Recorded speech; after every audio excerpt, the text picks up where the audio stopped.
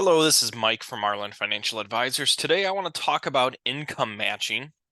It's kind of a financial framework to think about retirement income versus expenses and how do you match the two up, or how do you pair them up to create kind of a nice retirement for you and understand kind of what's going on. So you can go ahead and follow along if you'd like.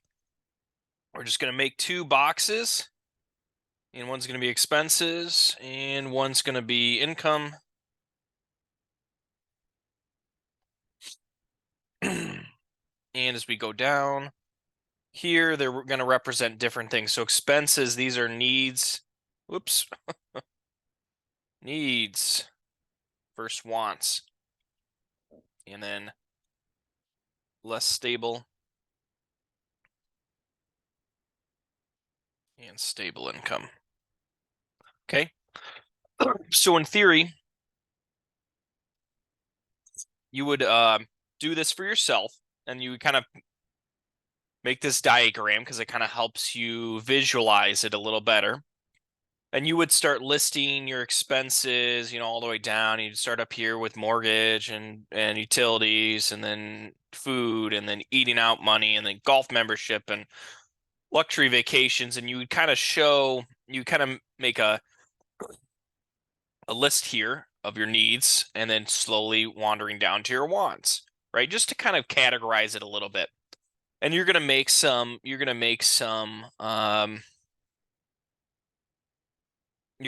cutoff lines, right? You're going to say, well, real needs are about here, say 60%.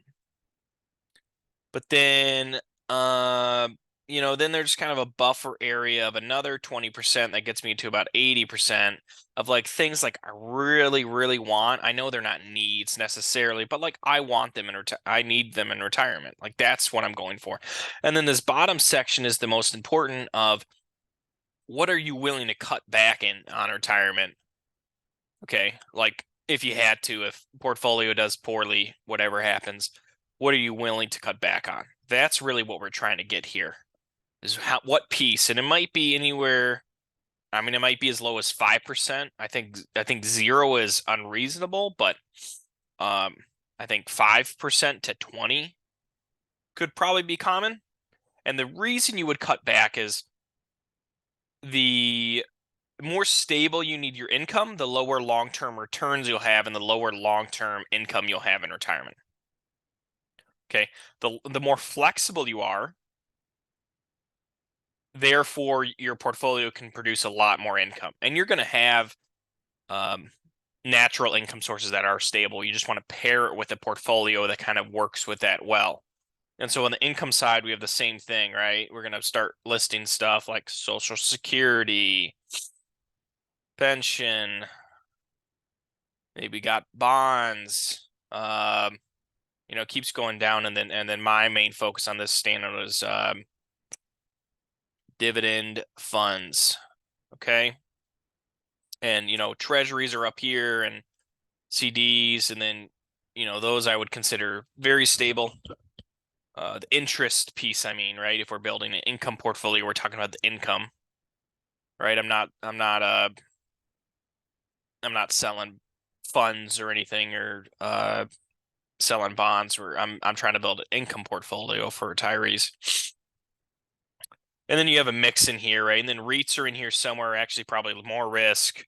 Rental income could be in there. Your part-time income could be in there. There's a lot of things, right? And in theory, in the simplest theory, well, you kind of match these things up, right? And that's what a lot of some advisors that want to sell you annuities will.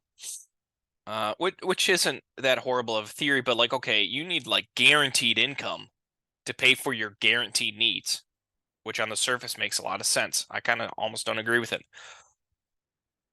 And that's kind of the point, right? And the two examples are the two sides of the if you go too much stable income, right, you don't get the good returns. So you have the nice thing is you have a lot of your income like guaranteed or super, super stable, but you don't get the long-term growth or the long-term returns. And so you might not be able to keep up with inflation, or you might have to take, or you might not have income growth in retirement. Maybe if you switch to more less stable strategies that could produce more growth. And then on the other side, if you had everything in a dividend portfolio and you didn't really want to cut your expenses that much, and we had another 2008, well, you would be cutting too much and maybe a dip into your needs, and that would create a couple years in your retirement that you wouldn't enjoy, and that's not right either, right? So you kind of have to make sure you stay away from both sides. There can be different issues on either side, and you as a person obviously will decide what you care about most. If you're more conservative and really want a real stable income, but maybe you don't need as much, and you don't need as much amount that can keep up with inflation. Maybe you're up here, where down here you're like, well, I really want my income to grow, and I'm more flexible with my spending, and so I can take a little more risk. And so just do that, and as kind of a conceptual, practice worksheet, and kind of figure it out for yourself. And that'll help you understand, get started on kind of income matching in retirement.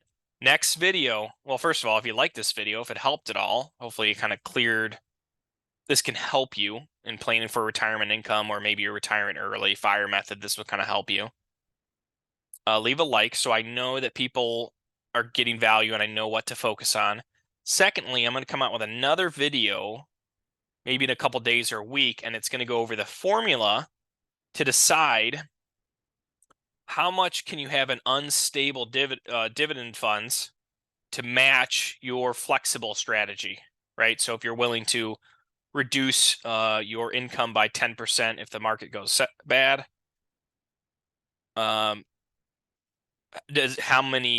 what percentage in dividend funds can you take that makes sense, right? But that is all for now. Take care.